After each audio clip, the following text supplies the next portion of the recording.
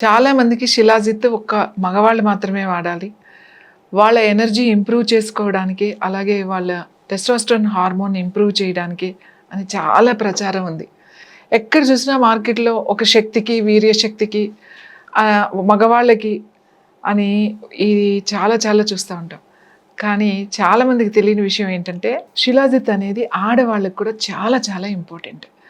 ఈ శిలాజిత్ అనేది ఎవ్వరు తయారు చేసేది కాదు. ఇది తయారు చేసిన ఒక మందు కాదిది.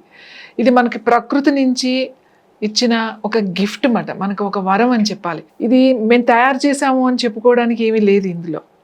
ఇది ఎంత స్వచ్ఛమైనది అనేదే మనం చెప్పగలుగుతాం. చాలా రకాల శిలాజిత్తులు ఉన్నాయి.